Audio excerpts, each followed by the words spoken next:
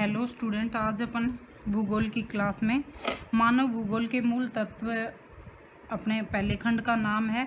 उसमें है पहला लेसन मानव भूगोल प्रकृति एवं विषय क्षेत्र। आज अपन इसका अध्ययन करेंगे। मानव भूगोल, सबसे पहले भूगोल क्या होता है? सबसे पहले भूगोल क्या होता है था कि भूगोल ग्रीक भाषा के दो शब्दों से मिलकर बना है, जियो प्लस ग्राफोस, जिसका अर्थ होता है, जियो का अर्थ होता है पृथ्वी और ग्राफोस का अर्थ होता है वर्णन करना। इस प्रकार भूगोल का सामान्य शब्दों में अर्थ है पृथ्वी का वर्णन करना। हम भूगोल में पृथ्वी पर विभिन्न प्रकार की जो घटनाएं घटित होती हैं उनका वर्णन करना ही भूगोल है। अब अपन ने पिछली कक्षा में भी पढ़ा था, भूगोल की मुख्यतः दो शाखाएं हैं। पहला है भौतिक भूगोल, जिसका अध्ययन अपन 11th पिछली कक्षा में कर चुके हैं। अब है दूसरा है मानव भूगोल, जिसका अध्ययन अपन 12वीं कक्षा में करेंगे। अब मानव भूगोल, भौतिक भूगोल अपन ने पढ़ ही लिया था कि भौतिक भूगोल वह भूगोल होता है जिसमें पृथ्वी पर जो परिवर्तन होते हैं उनका वर्णन किया जाता है, जैसे मृदा है, वनस्पति है, विभिन्न प्रकार के खनिज पदार्थ हैं, पृथ्वी की आंतरिक संरचना है, पृथ्वी पर विभिन्न प्रकार की स्थलाकृतियां पाई जाती हैं इत्यादि। इन सभी चीज़ों का अध्ययन अपन भौतिक भूगोल में करते हैं। लेकिन मानव भूगोल में अपन किन चीज़ों का अध्ययन करते हैं?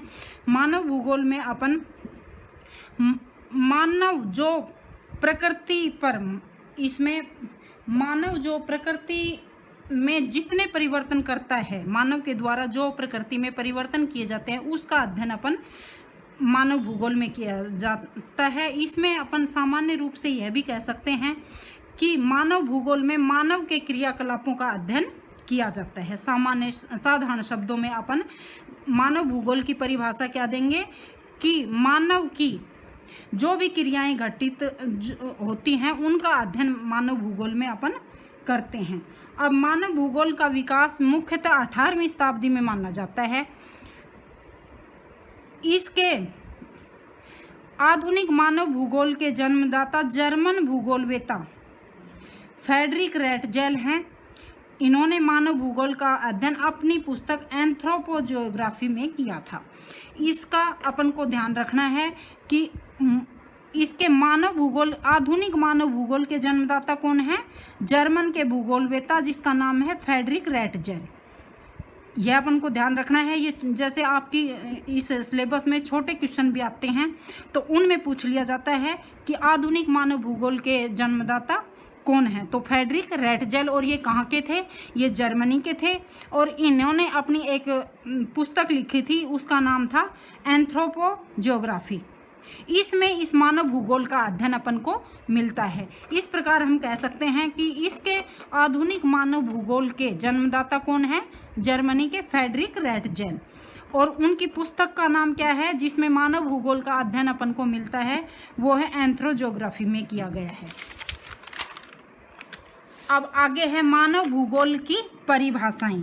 मानव भूगोल को अपन ने अभी पढ़ा कि सामान्य शब्दों में तो मानव के क्रियाकलाप जो हैं उनका वर्णन मानव भूगोल में किया जाता है, लेकिन अलग अलग विद्वानों ने अपने शब्दों में इनकी अलग अलग परिभाषाएं दी हैं। उनका वर्णन अब अपन पढ़ रहे हैं। सबसे पहला है रेटजेल। रेटजेल कहाँ का निवासी था? यह जर्मनी का, यह आपको ध्यान रखना है। रेटजेल कहाँ के थे? जर्मनी के।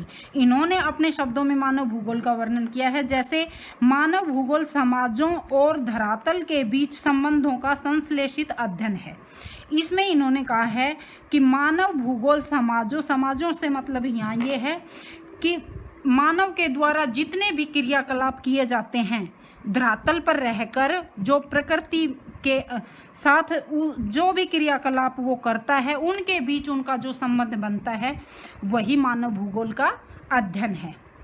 इन्होंने साधारण शब्दों में सरल सी परिभाषा है, इसको अपन को यह ऐसे ही ध्यान रखना है। मानव भूगोल समाजों और धरातल के बीच संबंधों का संश्लेषित अध्ययन है। इसमें यह कहा गया है कि मानव के जितने भी क्रियाकलाप हैं जो वह पृथ्वी पर रहकर करता है उनका बीच में जो संबंध स्थापित होता है उसी का वर्णन करना मानव भूगोल है। अब इन्हीं की शिष्य थी एक एलन सैम्पल, यह थी अमेरिका की। ये आपको ध्यान रखना है, क्योंकि आपके इस लेसन में कई बार ये भी पूछ लिया जाता है कि ये जो अपन ये राइटर के नाम दे रहे हैं, लेखकों के नाम, ये भूगोलवेताओं के नाम पढ़ रहे हैं, इनमें ये कहाँ के निवासी थे, आपके इस लेसन में दे रखा है ये, तो आपको ध्यान रखना है।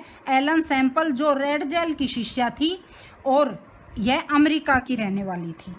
तो इन्होंने इस जो ये रेडजेल ने परिभाषा दी है, इनमें थोड़ा सा इन्होंने परिवर्तन किया है और इसके अनुसार है मानव भूगोल चंचल मानव और अस्थायी पृथ्वी के परिवर्तनशील, ये आपको ध्यान रखना है, परिवर्तनशील संबंधों का अध्ययन है।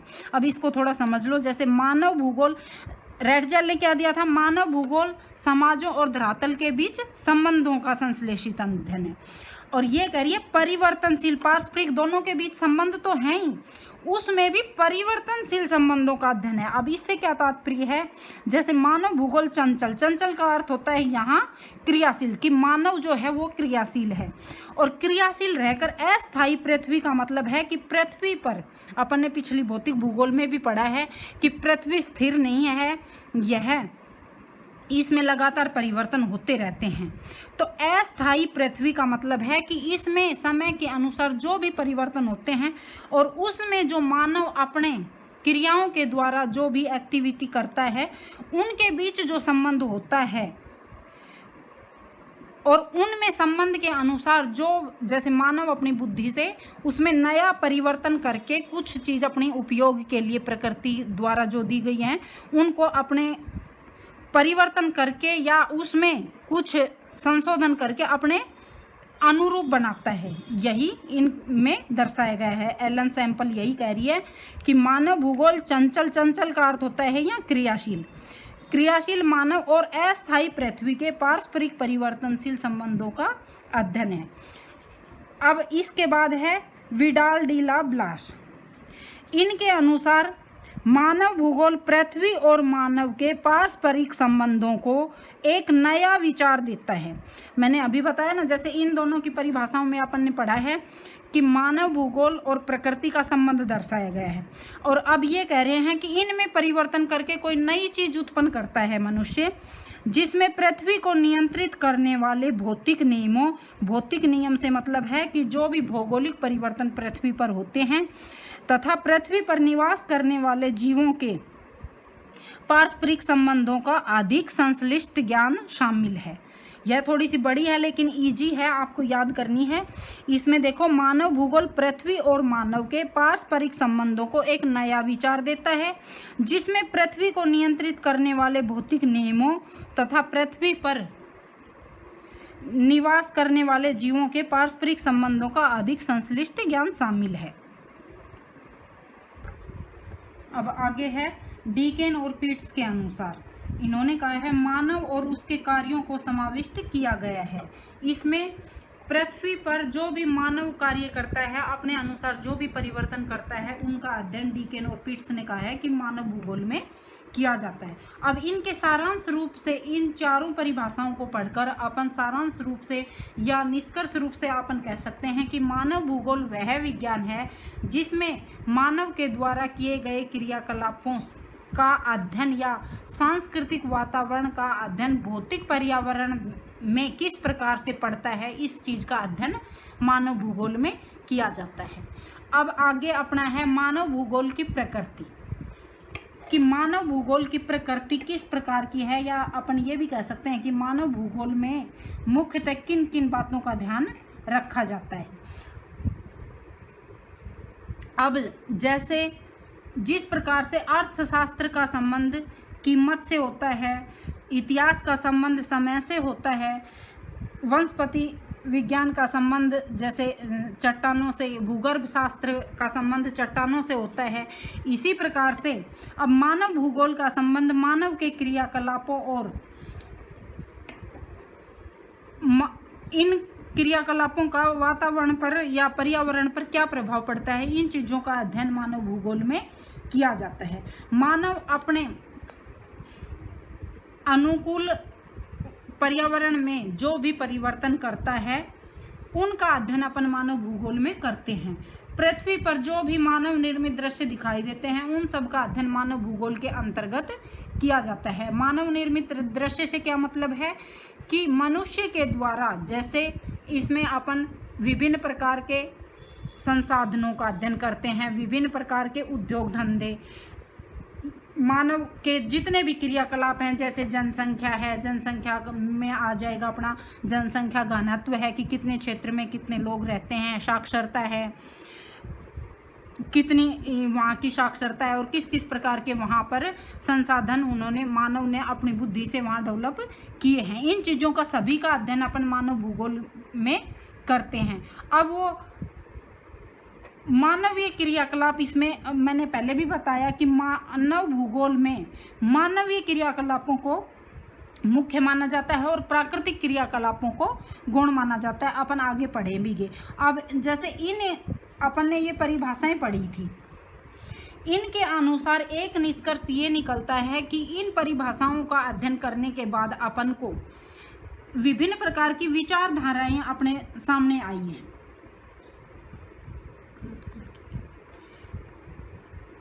ये विचारधाराएं अपन आगे पढ़ेंगे। अब भूगोल की प्रकृति में भी यही है कि अपने मानव के क्रियाकलापों से प्रकृति वो किस प्रकार से नियंत्रित कर सकता है, या पर्यावरणीय जो दशाएं हैं जैसे जलवायु है, प्राकृतिक विपदाएं हैं, इनको कितना